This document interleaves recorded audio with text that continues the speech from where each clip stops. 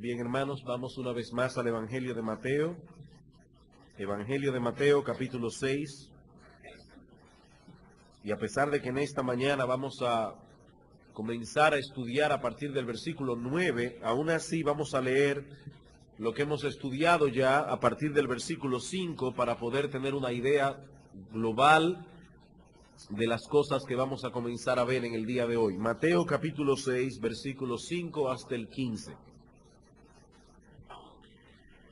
Y cuando ores, no seas como los hipócritas, porque ellos aman el orar en pie en las sinagogas y en las esquinas de las calles para ser vistos de los hombres. De cierto os digo que ya tienen su recompensa. Mas tú, cuando ores, entra en tu aposento y cerrada la puerta, ora a tu Padre que está en secreto, y tu Padre que ve en lo secreto te recompensará en público. Y orando, no uséis vanas repeticiones, como los gentiles que piensan que por su palabrería serán oídos. No os hagáis pues semejantes a ellos, porque vuestro Padre sabe de qué cosas tenéis necesidad antes que vosotros le pidáis. Vosotros pues oraréis así: Padre nuestro que estás en los cielos, santificado sea tu nombre, venga tu reino, hágase tu voluntad como en el cielo, así también en la tierra. El pan nuestro de cada día, dánoslo hoy, y perdónanos nuestras deudas, como también nosotros perdonamos a nuestros deudores. Y no nos metas en tentación, mas líbranos del mal, porque tuyo es el reino y el poder y la gloria por todos los siglos. Amén. Porque si perdonáis a los hombres sus ofensas, os perdonará también a vosotros vuestro Padre Celestial. Mas si no perdonáis a los hombres sus ofensas, tampoco vuestro Padre os perdonará vuestras ofensas. En nuestra serie de sermones expositivos sobre el Sermón del Monte, hemos llegado hoy a la porción conocida como el Padre Nuestro o como la oración del Señor. Probablemente las palabras más citadas de todo este sermón, o aún me atrevería a decir, tal vez las palabras más citadas de todas las Escrituras. Para muchas personas, el Padre Nuestro o la oración del Señor es una especie de llave maestra que abre las puertas de los cielos. Basta con recitar esta oración palabra por palabra y muchas cosas extraordinarias podrían comenzar a ocurrir. Sin embargo, como hemos visto en los domingos anteriores, este concepto de la oración es condenado por el mismo Cristo en este mismo pasaje. El Señor ha advertido previamente a sus discípulos que deben cuidarse al orar de incurrir en este error propio del paganismo y propio de la ignorancia. Dice en el versículo 7, y orando no uséis vanas repeticiones como los gentiles, es decir, como los paganos, como esos pueblos que no conocen al Dios verdadero, que piensan que por su palabrería serán oídos. Los paganos, dice Cristo, piensan que serán oídos por la cantidad de palabras que pronuncian en sus oraciones o por el uso de ciertas frases claves que deben repetir una y otra vez, como hacen los budistas con la sílaba Om, o como hacen los católicos con el rosario. Ese concepto erróneo de la oración, dijimos la semana pasada, que emana de un concepto erróneo acerca de Dios. Los paganos piensan que Dios es un ser impasible, un ser lejano, al cual debemos apelar una y otra vez, a ver si de alguna manera se apiada de nosotros y atiende a nuestras necesidades. Para ellos, los paganos, la oración es una especie de soborno, o en el peor de los casos, de un conjuro mágico, que de alguna forma misteriosa inclina la deidad a nuestro favor. Solo tenemos que repetir cierto número de veces o por cierta cantidad de tiempo las palabras que conforman el conjuro y las puertas de los cielos se abrirán para nosotros. Pero hemos dicho que el Dios que se revela en las Sagradas Escrituras no requiere de sobornos ni tampoco de conjuros. Él ya está inclinado a favor de sus hijos. Y lo que es más consolador, hermanos, Él conoce las necesidades de cada uno de ellos antes de que se la pidan. Dice en el versículo 8, no os hagáis pues semejantes a los paganos, porque vuestro Padre sabe de qué cosas tenéis necesidad antes de que vosotros le pidáis. Como hemos dicho antes, nuestro Dios no necesita de nuestra información, ni tampoco necesita de nuestros consejos. Él es un Dios soberano y omnisciente, acerca del cual está escrito en el libro de Daniel, que hace según su voluntad en el ejército del cielo y en los habitantes de la tierra, y no hay quien detenga su mano y le diga, ¿qué haces? Hermanos, nuestras oraciones no cambian el decreto de Dios. Nuestras oraciones no informan a Dios nuestras necesidades. Él es un Dios soberano, inmutable, omnisciente. Ese Dios es vuestro Padre, dice Cristo a sus discípulos. Y como Padre que es, conoce todas vuestras necesidades antes de que se la pidan. Pero pastor, si eso es así, ¿para qué orar entonces? ¿Para qué orar? Un hermano me preguntó esto esta semana y pienso que otros pueden tener esa misma inquietud. ¿Para qué orar? Debemos orar porque nuestro Dios desea que tengamos comunión con Él y porque nosotros necesitamos de la oración. No es Dios quien necesita ser informado de nuestras necesidades. Somos nosotros quienes necesitamos recordar continuamente que somos débiles criaturas que dependemos enteramente de Él. Cristo dice, nuestro Padre sabe. Nosotros somos los que no siempre sabemos. Ese es el problema. Nuestro Padre sabe, pero nosotros no siempre sabemos. Es indudable, hermanos, que la oración encierra un misterio. O por decirlo de una forma más exacta, la oración encierra una paradoja. Dios ha decretado todo cuanto ocurre, pero también ha decretado los medios a través del cual esas cosas ocurrirán. La Biblia dice que Dios ha decretado desde antes de la fundación del mundo quiénes se han de salvar y quiénes se han de perder. Pero Dios también ha decretado que todos aquellos que se han de salvar se salvarán por medio de la locura de la predicación. Si no predicamos el evangelio a los perdidos, no se salvarán. ¿Cómo creerán en aquel de quien no han oído? ¿Y cómo oirán si no hay quien les predique? Sí, es paradójico, pero ambas cosas son bíblicas. Dios ha decretado cuáles son las bendiciones que ha de derramar sobre sus hijos, pero también ha decretado que esas bendiciones no se obtendrán sin oración. No se obtendrán sin oración. El Señor dice, pedid y se os dará, porque todo el que pide, recibe. Y en otro lugar dice el Señor, todo lo que pidiereis en oración, creyendo, lo recibiréis. Y el apóstol Santiago dice, no tenéis lo que deseáis. ¿Por qué? Porque no pedís. Hermanos, ¿cómo armonizamos estas cosas? ¿Cómo armonizamos estas cosas?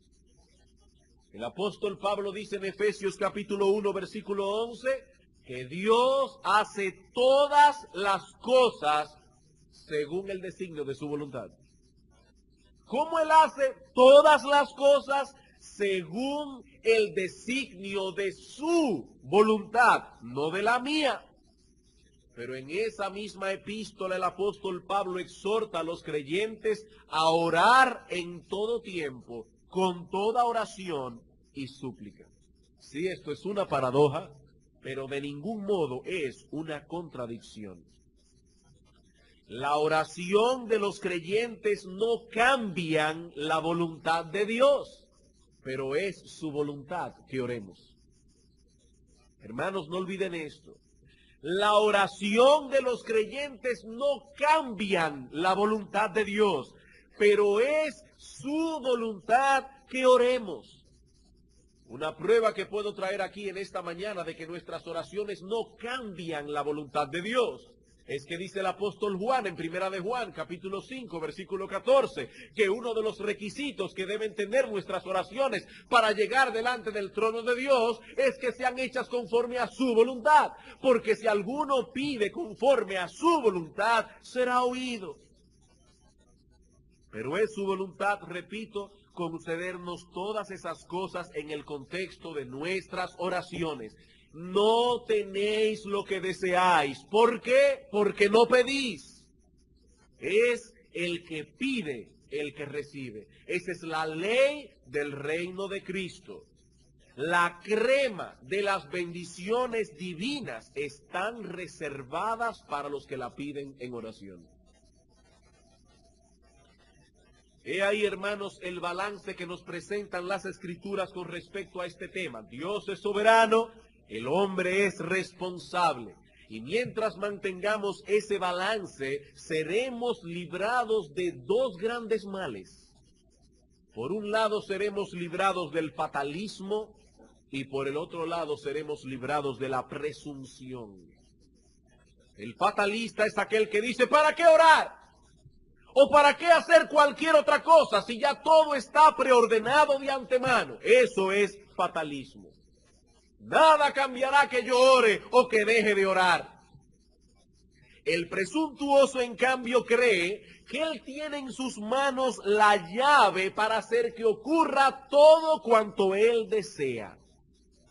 Él tiene una llave maestra, el abracadabra en sus manos, para hacer que ocurra todo lo que él desea. Solo tengo que pedirlo. Santiago dice en su carta que solo tenemos que pedir para recibir. No, eso no es lo único que dice Santiago. Él también dice en su carta, pedís, pero no recibís, porque pedís mal. ¿O no lo dice eso ahí mismo también? Pedís, pero tampoco recibís, porque pedís mal. El fatalista ni siquiera se molesta en pedir. El presuntuoso cree que lo único que tiene que hacer es pedir y de ese modo obligará a Dios a concederle sus deseos. Eso es lo que cree el presuntuoso. Si yo oro, obligo a Dios a conceder mis deseos. El cristiano ni es fatalista ni es presuntuoso. Él sabe que debe pedir, pero amparado en la voluntad revelada de Dios. El ejemplo que pusimos hace unos domingos atrás. ¿Qué pasaría si un individuo dice, la comida está cara, es molesto ir al supermercado, de ahora en adelante me voy a dedicar a orar y voy a pedir a Dios que me alimente sin comida? ¿Sabe lo que le va a pasar a ese individuo con toda su fe? Que se morirá de hambre, porque Dios no ha prometido hacer tal cosa en su palabra. Ah, pastores, que ustedes son incrédulos. ¿Acaso no cree usted que Dios tiene poder para sostener a ese hombre a pura oración? No, un momento, yo creo que Dios tiene poder para hacerlo, pero no ha prometido hacerlo. No, yo sí creo que Dios tiene poder para sostener a un hombre solo con orar. Pero Dios no ha prometido hacer tal cosa. Y al acercarnos al estudio del Padre Nuestro, es necesario que lo hagamos con estas cosas en mente. Es necesario que lo hagamos con estas cosas en mente. Si no poseemos una comprensión adecuada de la naturaleza de la oración, perderemos por completo el sentido de estas palabras que comenzaremos a estudiar a partir de hoy. Ahora bien, antes de pasar a considerar el contenido de esta oración, y debido a los muchos malos entendidos que han surgido en el estudio de la misma, permítanme establecer tres presuposiciones básicas que debemos tener en cuenta al estudiar esta porción del Sermón del Monte. Tres presuposiciones fundamentales. En primer lugar, esta oración es un bosquejo, un modelo, un patrón, un esqueleto que Cristo ha dado al creyente como guía para su vida de oración. Es evidente por el contexto que el Señor no pretendía que estas palabras fuesen repetidas una y otra vez, como parte de un ejercicio religioso. No fue para eso que Cristo nos dio el Padre Nuestro. En nuestro texto dice simplemente: vosotros pues oraréis así. Y la palabra griega que Reina Valera traduce así significa literalmente de esta manera. El texto dice literalmente: de esta manera pues vosotros oraréis. Cristo no dice aquí al orar pronuncien estas palabras. Eso no es lo que el texto dice. Aquí dice: es de esta manera que debéis orar. Al estudiar las oraciones del Señor o de los apóstoles, vemos que no se limitaron a repetir estas palabras, sino que oraron bajo el modelo de estas palabras. ¿Cuántas veces no se dice en los evangelios que Cristo se pasó noches enteras en oración? ¿Y acaso podemos suponer que Cristo se pasó noches enteras repitiendo cientos de veces: Padre nuestro que estás en los cielos, santificado sea tu nombre? No, hermanos. Y lo mismo podemos decir de los apóstoles. En las epístolas del apóstol Pablo se recogen muchas de sus oraciones, y ni siquiera una sola vez hizo uso del Padre Nuestro, excepto como una guía o modelo o patrón de sus propias oraciones. Eso no quiere decir, y sé que esto puede parecer extraño a algunos, eso no quiere decir que sea ilícito o que sea siempre inadecuado hacer uso de estas palabras en nuestras oraciones. Somos tan alérgicos a todo lo que huela a catolicismo romanos que podemos caer en un extremo. No, hermanos, un creyente en una forma sincera y como un reflejo fiel de las necesidades de su corazón y no como una mera repetición, puede hacer uso de las palabras contenidas en el Padre Nuestro. ¿Acaso no hacemos muchas veces uso de expresiones de los salmos y otras porciones de las Escrituras? ¿Por qué no podemos integrar en nuestras oraciones con un corazón sincero las palabras contenidas en el Padre Nuestro? Los evangélicos no siempre nos libramos de caer en el otro extremo. Pero lo importante es que tengamos en mente que esta oración fundamentalmente, esencialmente, es un modelo, es un bosquejo, es un patrón. Cristo quiere que nos guiemos a través de ese modelo. Esa es la manera como debemos orar. En segundo lugar, estas palabras fueron dadas para proveer a los creyentes los principios que deben gobernar nuestras oraciones. Estas palabras fueron dadas para proveer a los creyentes los principios que deben gobernar nuestras oraciones. Cuando venimos delante del trono de Dios en oración, no debemos dejarnos guiar por nuestro corazón. ¿Qué dice la Biblia del corazón? Que el corazón del hombre es engañoso. Y en otro lugar dice la Biblia que a veces nosotros ni siquiera sabemos qué es lo que debemos pedir, qué es lo que conviene pedir. Juan nos dice en su primera carta que debemos orar amparados en la voluntad de Dios. ¿Y saben cómo estamos seguros de que oramos amparados en la voluntad de Dios? Cuando oramos conforme a la luz del Padre Nuestro. Cuando lo hacemos a la luz del Padre Nuestro. El Señor nos está diciendo aquí cuáles son las cosas que nuestro Dios está dispuesto a concedernos cuando se la pidamos. Y en tercer lugar, nuestra tercera presuposición es que esta oración es exclusiva para los verdaderos hijos de Dios. Esta oración es exclusiva para los verdaderos hijos de Dios. Solo ellos tienen derecho a pronunciar estas palabras. Supongamos que vamos caminando por una calle y un jovencito se nos acerca y nos dice: papi, yo no he desayunado hoy, ¿podrías darme el dinero del desayuno? Hermano, ¿cómo reaccionaría usted? Bueno, seguramente lo miraría extrañado porque ese jovencito no es su hijo. Ese jovencito no es su hijo. Él no puede apelar a esa relación filial para pedirle dinero, porque esa relación filial no existe entre ustedes. Ahora, Si él se acercara diciendo, Señor, aún no he comido, ¿podría darme usted algo de comer? Bueno, eso sería otra cosa. En ese caso, él estaría apelando a nosotros como criatura, como ser humano, pero no puede apelar a nosotros como nuestro hijo sencillamente porque no lo es. Él no puede decirme papi o papá o cualquier otro término filial porque yo no soy su padre. ¿Cómo comienza esta oración? ¿Cómo comienza este modelo que Cristo nos da aquí? Padre nuestro que estás en los cielos. Comienza invocando la paternidad de Dios. Así que solo los que son hijos de Dios pueden orar así. Solo los que han recibido por medio de la fe el espíritu de su Hijo. Vamos a Gálatas capítulo 4. Gálatas capítulo 4.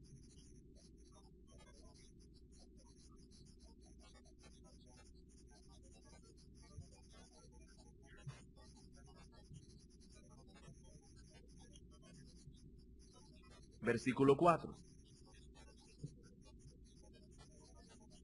Pero cuando vino el cumplimiento del tiempo, Dios envió a su Hijo, nacido de mujer y nacido bajo la ley, para que redimiese a los que estaban bajo la ley, a fin de que recibiésemos la adopción de hijos.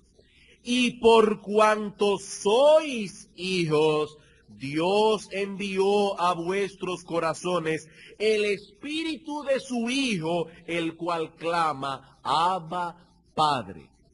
Aquel que no ha sido adoptado en la familia de Dios, no tiene en él el espíritu del Hijo de Dios. Y si no tiene en él el espíritu de Jesucristo, tampoco tiene derecho a decir, Padre nuestro que estás en los cielos. De hecho, hermanos, a medida que vayamos estudiando este modelo o bosquejo de oración, nos daremos cuenta que las cosas que están allí solo puede pedirle a un creyente. Padre nuestro que estás en los cielos, mi deseo es que tu nombre sea santificado. ¿Qué impío desea eso? Padre nuestro que estás en los cielos, mi deseo primario no es que me des el pan de cada día. Eso es lo que los paganos desean. Eso es lo que dice Mateo capítulo 6. Los paganos buscan todas esas cosas. Los paganos tienen como prioridad todas esas cosas. Pero nosotros que hemos sido redimidos por la sangre de Cristo, tenemos otra prioridad. Nosotros queremos que tu voluntad sea hecha en la tierra como se hace en el cielo. Nosotros queremos que tu reino venga. ¿Puede un impío orar así? No, hermanos, este modelo de oración es para los hijos de Dios, no para nadie más. Esto lo vemos claramente cuando situamos este modelo de oración en el contexto general del Sermón del Monte. Solo pueden orar así los que poseen el carácter que Cristo desglosa en las bienaventuranzas. Los pobres en espíritu, los que lloran por su pecado, los mansos, los que tienen hambre y sed, ¿de qué? ¿De felicidad? No, de justicia.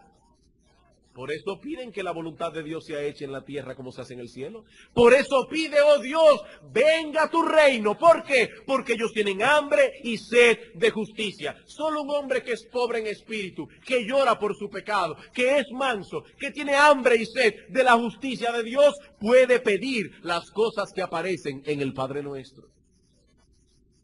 He ahí las tres presuposiciones fundamentales en las cuales vamos ahora a construir nuestro edificio.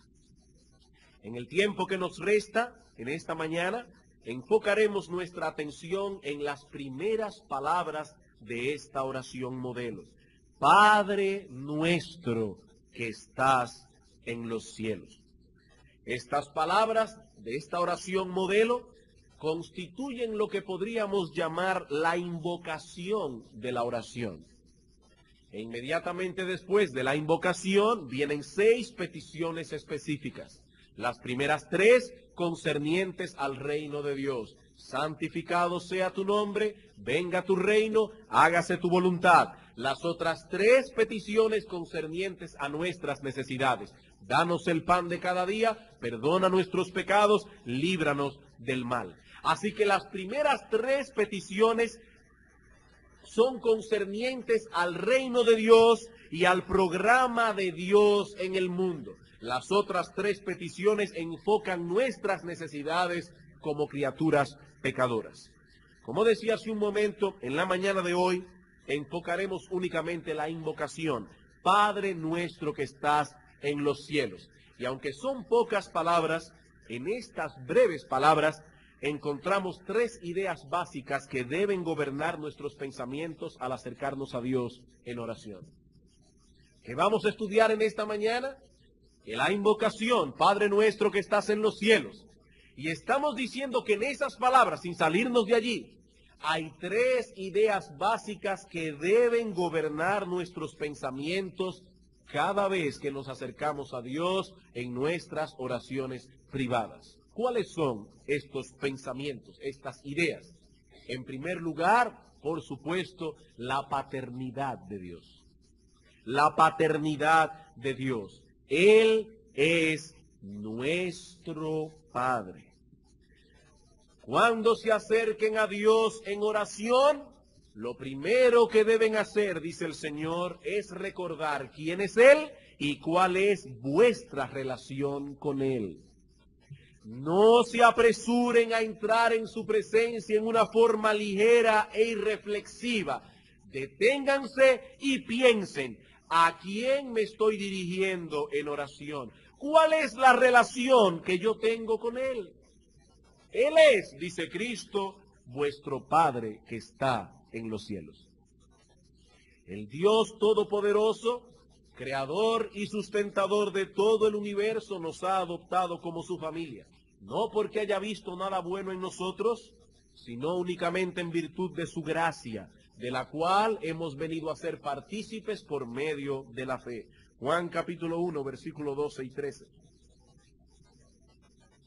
Juan capítulo 1, versículo 12 y 13.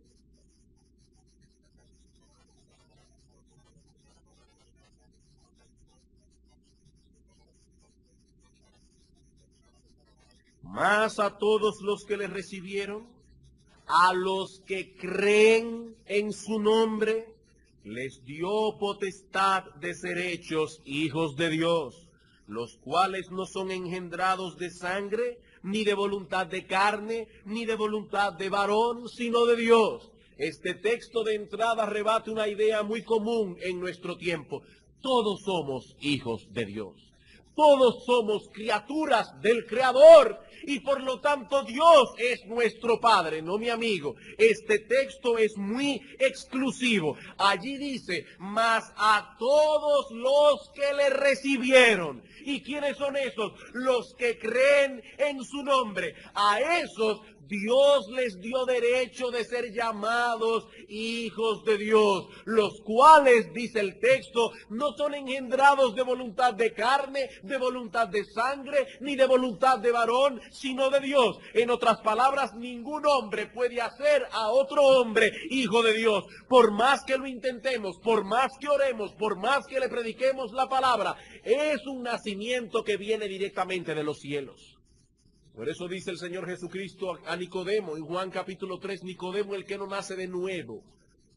Y la palabra griega dice literalmente el que no nace de arriba. Al que Dios no lo engendra, no puede entrar ni puede ver el reino de Dios. A esos que son engendrados por la voluntad de Dios, esos son hijos de Dios. Y los otros son hijos del diablo. Son hijos del diablo. Gálatas capítulo 3, versículo 24. Versículos 24 al 26 de Gálatas capítulo 3. De manera que la ley ha sido nuestro ayo para llevarnos a Cristo, a fin de que fuésemos justificados por la fe. Pero venida la fe, ya no estamos bajo ayo, pues todos sois hijos de Dios por la fe en Cristo Jesús. ¿Está de alguna manera cualificado la palabra todos? Sí está cualificada allí. No se refiere a todos y cada uno de los seres que pueblan este planeta. Está diciendo a aquellos que han sido justificados por la fe. Porque por la fe todos sois hijos de Dios. Efesios capítulo 1.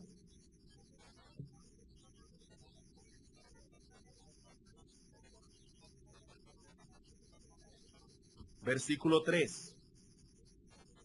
Bendito sea el Dios y Padre de nuestro Señor Jesucristo, quien nos bendijo con toda bendición espiritual en los lugares celestiales en Cristo, según nos escogió en Él antes de la fundación del mundo, para que fuésemos santos y sin mancha delante de Él, en amor habiéndonos predestinado para ser adoptados hijos suyos por medio de Jesucristo, según el puro afecto de su voluntad. Es por medio de Cristo, por medio de la fe en Él, que somos adoptados en la familia de Dios. Solo participa de ese privilegio todo aquel que viene a Cristo en arrepentimiento y fe. Hermanos, todo cuanto hizo Cristo en la cruz del Calvario fue con este propósito en mente: eliminar todos los obstáculos que había para que Dios nos adoptara. Dios nos escogió desde antes de la fundación del mundo, pero Él no puede adoptar seres depravados en su familia. Tenía que redimirnos primero, limpiarnos de nuestros pecados y pagar la deuda que habíamos contraído contra Él.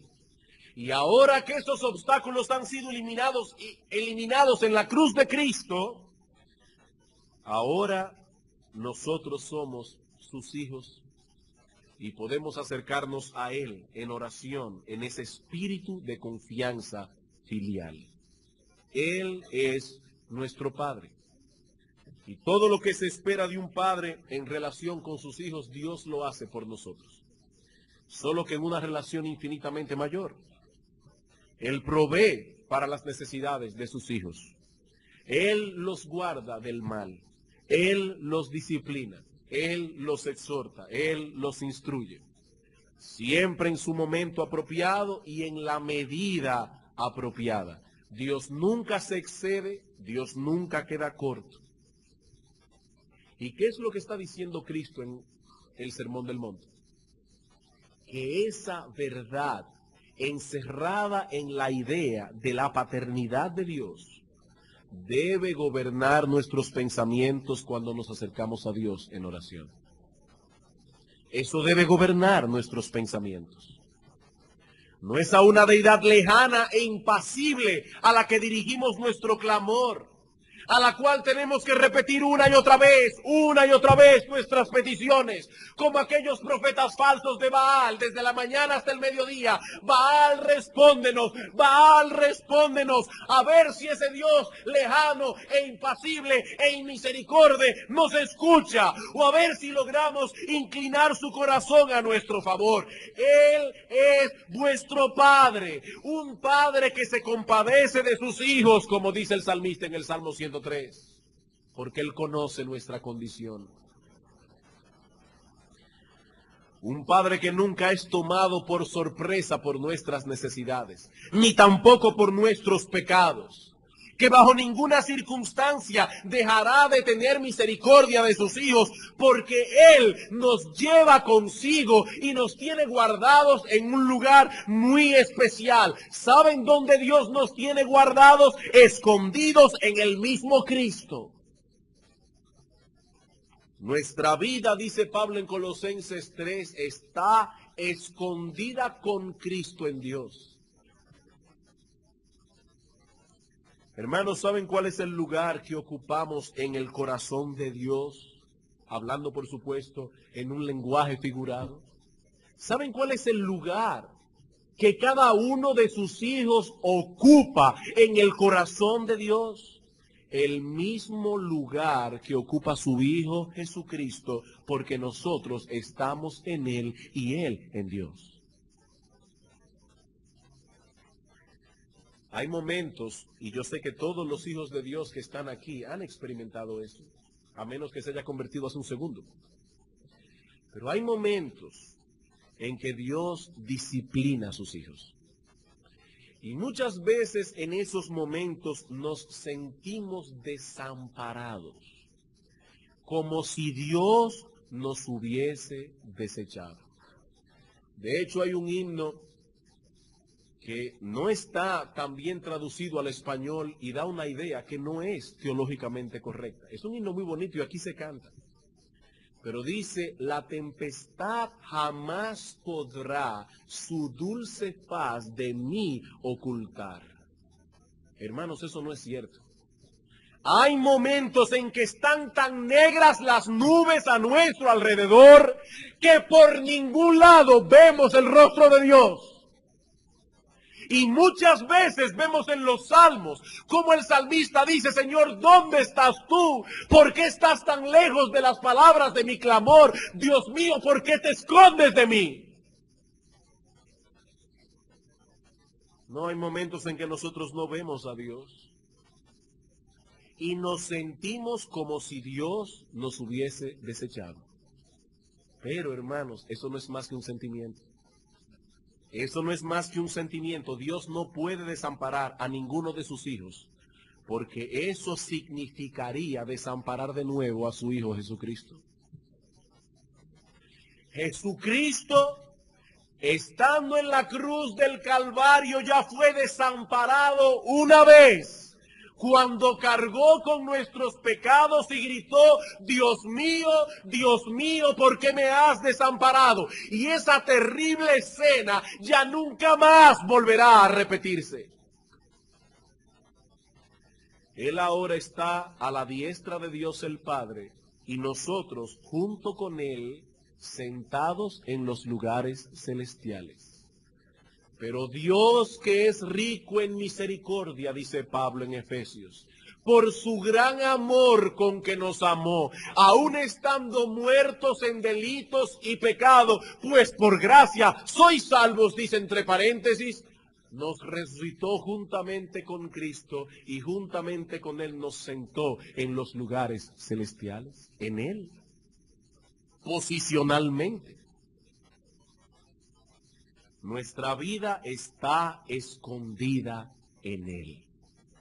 Hermanos, es importante que asimilemos esta verdad. Es importante para nuestra sanidad emocional, para nuestra sanidad espiritual, aún para nuestra sanidad mental. Es importante que asimilemos esta enseñanza. Somos hijos de Dios en virtud de la relación que tenemos con su Hijo. Las posibilidades que hay de que Dios se olvide de algún creyente son las mismas que hay de que Dios se olvide de Cristo. Las mismas posibilidades, tan posible o tan imposible es una cosa como la otra. En Isaías 49:15 pregunta Dios a su pueblo, ¿se olvidará la mujer de lo que dio a luz para dejar de compadecerse del hijo de su vientre? Dice Dios, no. Pero ¿acaso aún ella olvidare? Yo nunca me olvidaré de ti. Aún puede haber una mujer que se olvide del fruto de su vientre. Yo nunca me olvidaré de ti. Los mismos dolores por los que pasa una mujer en el parto sirven como vínculo entre la madre y su hijo. Luego de todo lo que esa mujer sufrió, hay un vínculo muy fuerte entre ella y su criatura. Y hermanos, yo no quisiera ser irreverente con lo que voy a decir ahora, pero ¿saben cuáles fueron los dolores de parto de Dios? Los que Cristo sufrió en la cruz del Calvario. Dios te engendró de nuevo, te engendró del cielo y sus dolores de parto fueron los dolores que Cristo sufrió en la cruz del Calvario. Dice Isaías, nosotros somos el fruto de la aflicción del alma de Cristo. ¿Se olvidará la mujer de lo que dio a luz? Aunque ella olvidare, yo nunca me olvidaré de ti. Hermanos, cada vez que vayamos a entrar en la presencia de Dios, en nuestras oraciones privadas, no debemos hacerlo irreflexivamente. Debemos detenernos y pensar, ¿delante de quién vengo a presentar mis peticiones, mis acciones de gracias, mis confesiones de pecado, mis sufrimientos, mis angustias, mis dolores? Dice Cristo, cuando vengas a orar no comiences a pedir, comienza diciendo, Padre nuestro que estás en los cielos. Detente a pensar, reflexiona. ¿Delante de quién estás? Delante de tu Padre. Mateo capítulo 7.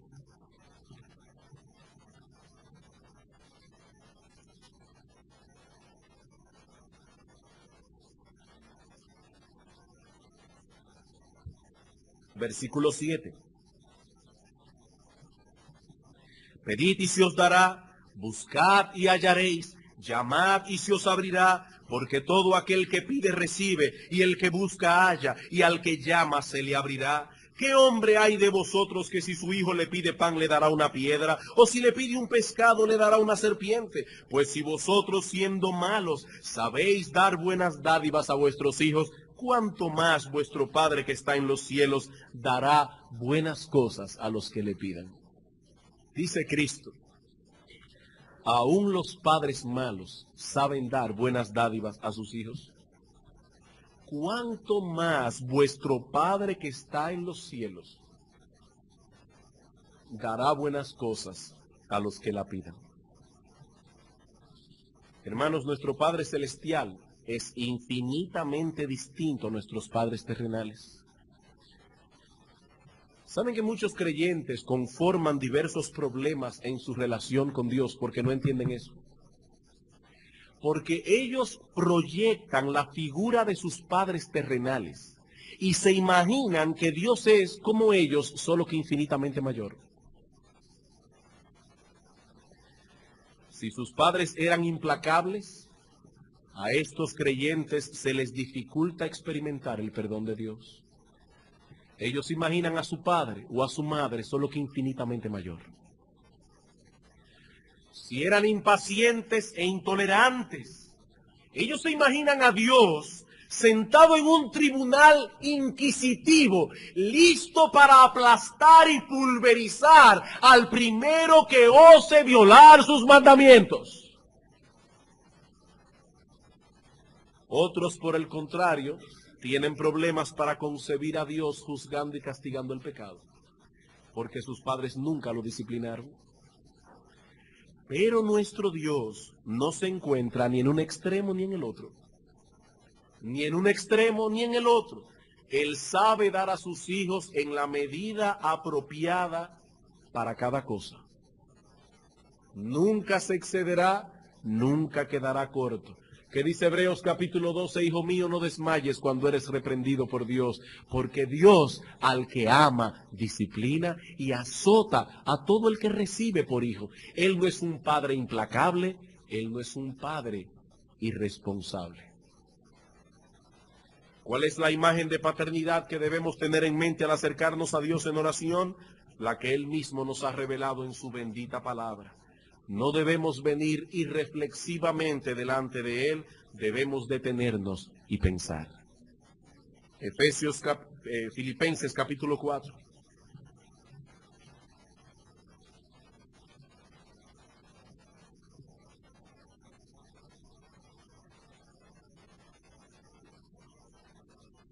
Filipenses capítulo 4, versículo 6.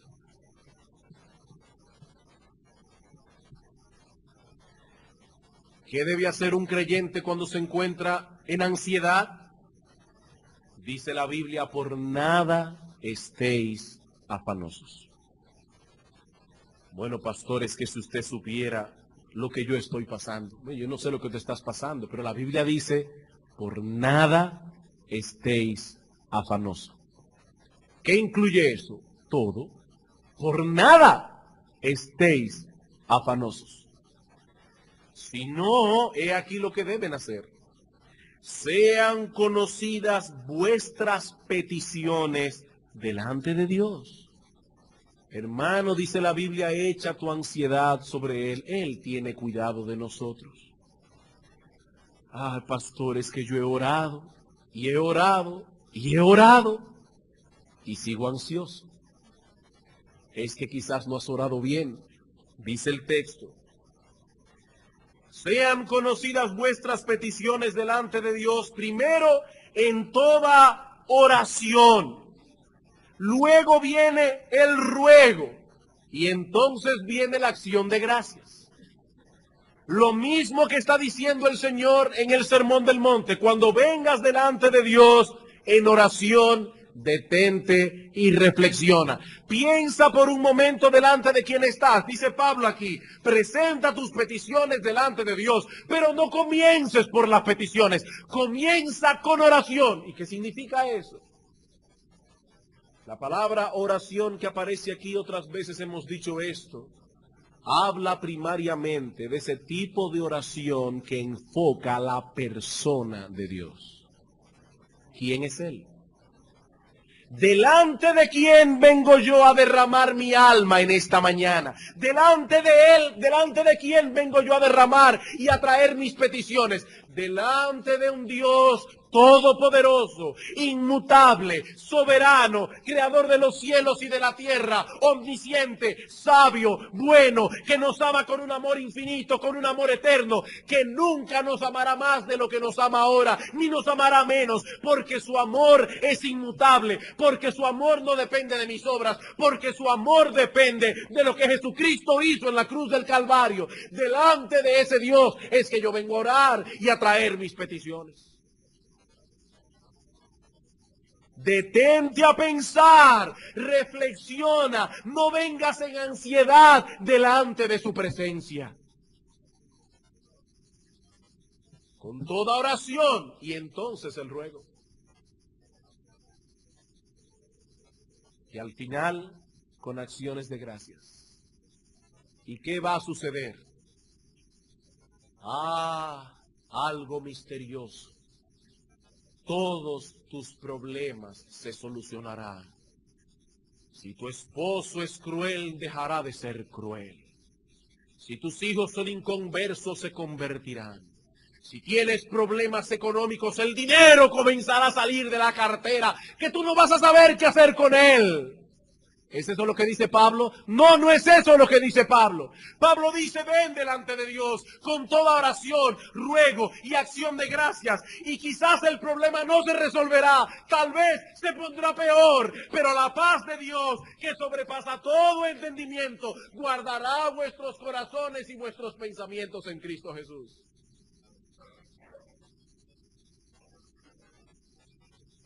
¿Qué es lo que queremos? No es la paz de Dios. Dios tiene eso para ti y en abundancia. Y una paz que sobrepasa todo entendimiento. ¿Saben por qué? Porque implícitamente Pablo está diciéndonos aquí que Dios no ha prometido resolver el problema que tú quieres que te resuelva.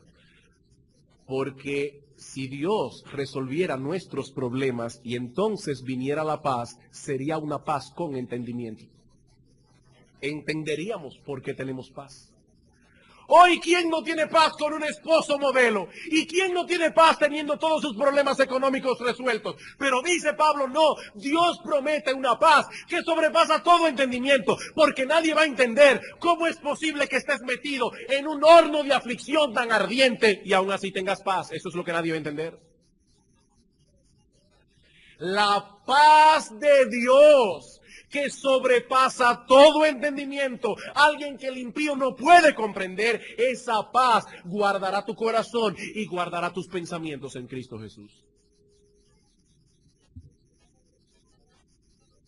Hermanos, ustedes no lo van a creer, pero yo estoy en el primer punto de mi sermón y son 3.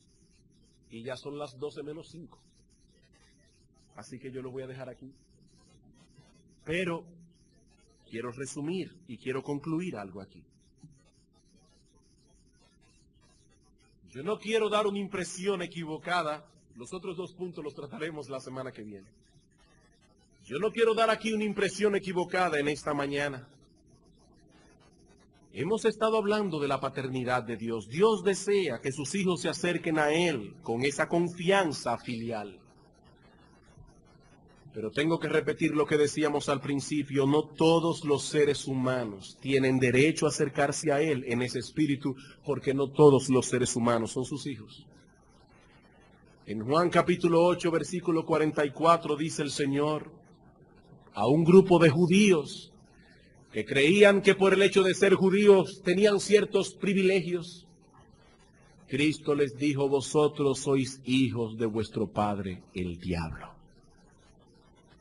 No todos son hijos de Dios. Y el texto que leímos en Juan capítulo 1, versículo 12 y 13 dice, mas a todos los que le recibieron, a los que creen en su nombre, les dio potestad de ser hechos hijos de Dios. Ahora noten, los cuales no son engendrados de voluntad de carne, ni de voluntad de varón, sino de Dios. Hace un tiempo atrás estaba viendo por casualidad uno de esos programas evangélicos que dan por televisión. Y decía el evangelista a los pecadores, mi amigo, tú tienes que nacer de nuevo. ¿Y cómo viene el nuevo nacimiento? Entonces él decía, por medio de la fe, tienes que creer y entonces nacerás de nuevo. Hermanos, ese no es el mensaje de las Escrituras. Ese no es el mensaje de las Escrituras. El texto dice, mas a todos los que le recibieron, a los que creen en su nombre, a esos Dios les dio derecho a ser hechos hijos de Dios. Y esos que recibieron y que creyeron no son engendrados de voluntad de carne, ni de voluntad de sangre, ni de voluntad de varón, sino de Dios. El nuevo nacimiento no viene como fruto de la fe. El nuevo nacimiento viene como fruto de la obra regeneradora del Espíritu Santo, quien nos regenera, nos engendra, y entonces tenemos la capacidad de creer. ¿Cómo podemos pedirle a un muerto que crea? No dice Cristo a Nicodemo, Nicodemo, el que no nace de nuevo no puede entrar ni puede ver el reino de Dios. Mi amigo, tu condición en pecado es tan grave que tú no puedes ni siquiera creer. La Biblia dice que tu corazón es de piedra y es un corazón incrédulo, un corazón duro. La Biblia dice que tu mente está entenebrecida por causa del pecado, que Dios tiene que hacer una obra portentosa, tomar tu corazón de piedra, cambiarlo en un corazón de carne, y entonces podrás creer. Pastor, ¿y entonces qué hago? Clama a Cristo, porque dice la Biblia que Él ha sido puesto por príncipe y salvador para dar a su pueblo arrepentimiento y perdón de pecados. Porque tú sí puedes clamar. Tú sí puedes clamar. Y luego que clames y que Dios te dé la fe y te dé el arrepentimiento, entonces entenderás que todo ese proceso comenzó en Dios. Porque Él hace según su voluntad. Porque de Él y por Él y para Él son todas las cosas. Porque dice la Biblia que Él es el que pone el querer como el hacer por su buena voluntad. Mi amigo, ¿por qué tú estás aquí en esta mañana? Porque Dios te movió a querer venir. Y si estás sentado allí sintiendo la ponzoña de tu pecado y entiendes que necesitas el arrepentimiento y el perdón, eso no surgió de tu propio corazón, es Dios quien está poniendo esa sed en tu alma. La salvación es de Jehová.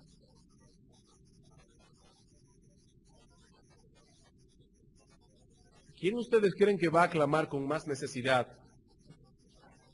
Imagínense un hombre que está metido en una casa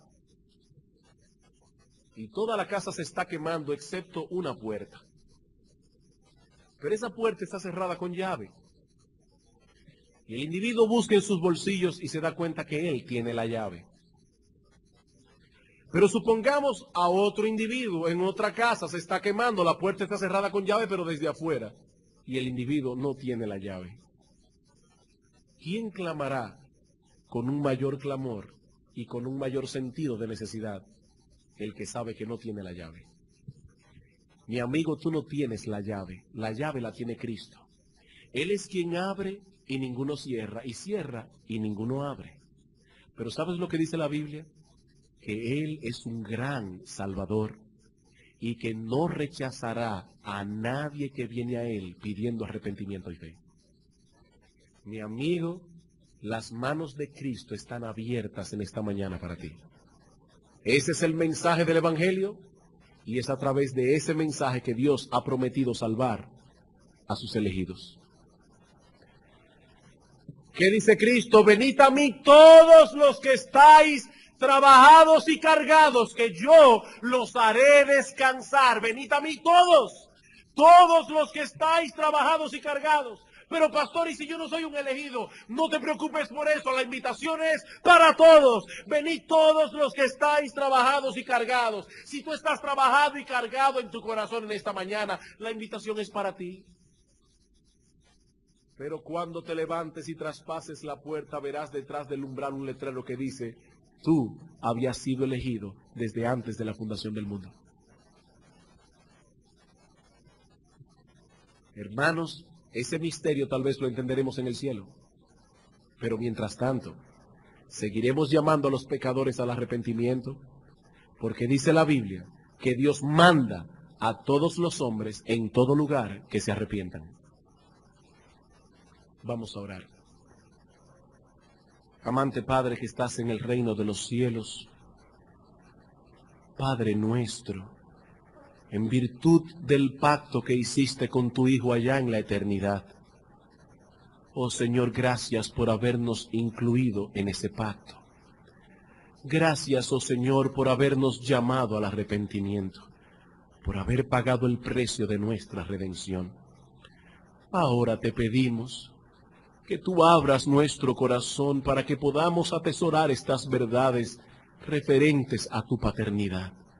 Oh Señor, en medio de las aflicciones de esta vida presente, en medio de las pruebas y dificultades que vienen sobre nosotros, ayúdanos a recordar que tú eres nuestro Padre. Ayúdanos, oh Señor, para que podamos traer nuestras cargas y ansiedades delante de ti, sabiendo que tú tienes cuidado de nosotros. Bendícenos, oh Dios nuestro, consuela el corazón de muchos hermanos de nuestra iglesia que por diversas razones están en esta mañana en aflicción. Oh Dios, háblales a sus corazones, porque hay cosas que yo no puedo hacer como predicador, solo tu Espíritu Santo puede hacerlas. Que tu Santo Espíritu aplique esta palabra a los corazones de ellos, y esto pueda ser como un bálsamo para ellos. Bendícenos, oh Dios, y tráenos esta tarde con un espíritu preparado para recordar la sangre que nuestro Señor Jesucristo derramó, para que hoy nosotros pudiésemos decir: Padre nuestro que estás en los cielos. En Él te pedimos estas cosas. Amén.